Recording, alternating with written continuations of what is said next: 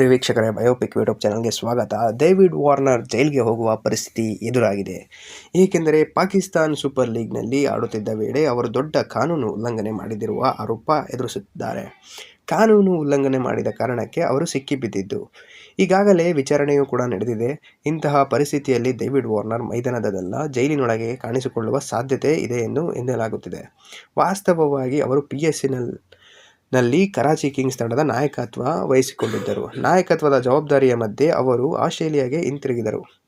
ಆ ಸಮಯದಲ್ಲಿ ಅವರು ದೊಡ್ಡ ತಪ್ಪು ಮಾಡಿದ್ದಾರೆ ಎನ್ನುವ ಆರೋಪ ಬಂದಿದೆ. ಏನೆಂದರೆ, ಏಪ್ರಿಲ್ 5ರಂದು ಸಂಜೆ ಸುಮಾರು 50 ಅವರು ಮದ್ಯಪಾನ ಮಾಡಿ ಕಾರ್ ಚಲಾಯಿಸಿದ್ದಾರೆ ಎಂಬ ಆರೋಪ. ಚಲಾಯಿಸುವ ವೇಳೆ ಪೊಲೀಸರಿಗೆ ಸಿಕ್ಕಿಬಿದ್ದು ವಿಚಾರಣೆ ನಡೆಸಿದಾಗ ಅವರು ಮದ್ಯಪಾನ ಮಾಡಿರುವುದು ಖಚಿತ ಎಂದು ಹೇಳಲಾಗುತ್ತಿದೆ. ಇನ್ನೊಂದು ಕಡೆ ಡೇವಿಡ್ ವಾರ್ನರ್ ತಮ್ಮ ತಪ್ಪನ್ನು ಒಪ್ಪಿಕೊಂಡಿದ್ದಾರೆ.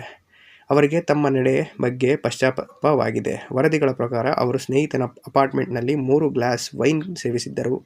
ನಂತರ ಕ್ಯಾಬ್ ಬುಕ್ ಮಾಡುವ ಮೊದಲು ತಾವೇ ಕಾರು ಚಲಾಯಿಸುವ ನಿರ್ಧಾರ ತೆಗೆದುಕೊಂಡಿದ್ದು ಈಗ ಅವರಿಗೆ ತಪ್ಪಾಗಿದೆ ಎಂದು ಎನಿಸುತ್ತಿದೆ. ಅದನ್ನು ಅವರು ಅಜಾಗರೂಕ ಮತ್ತು ಮೂರ್ಖತನದ ನಿರ್ಧಾರ ಎಂದು ಹೇಳಿದ್ದಾರೆ. ಸಂಪೂರ್ಣ ಘಟನೆ ಎಂದರೆ PSL ಪಂದ್ಯಗಳ ನಡುವೆ ವಿರಾಮ ಸಿಕ್ಕಿದ್ದರಿಂದ ಅವರು ಆಸ್ಟ್ರೇಲಿಯಾಗೆ ಹೋದರು. ಅಲ್ಲಿ ಸ್ನೇಹಿತರೊಂದಿಗೆ ಪಾರ್ಟಿ ಮಾಡಿಕೊಂಡು ಮದ್ಯಪಾನ ಸೇವಿಸಿದರು. ನಂತರ ಕ್ಯಾಬ್ ತೆಗೆದುಕೊಳ್ಳದೆ ಸ್ವತಃ ಕಾರ್ ಚಲಾಯಿಸಿದರು. ಆಗ ಪೊಲೀಸರು ತಡದ ಪರೀಕ್ಷೆ ನಡೆಸಿದಾಗ ಅವರಿಗೆ ಈ ರೀತಿ ದಾಖಲೆಗಳು ಸಿಕ್ಕಿವೆ ಅಂತ ಹೇಳಲಾಗುತ್ತಿದೆ. ಆದರೆ ಕಾನೂನು ಪ್ರಕ್ರಿಯೆಯ ಪ್ರಕಾರ ಡೇವಿಡ್ ವಾರ್ನರ್ ಕೂಡ ಸಾಮಾನ್ಯ ನಾಗರಿಕರಂತೆ ಎದುರಿಸಬೇಕಾಗುತ್ತದೆ.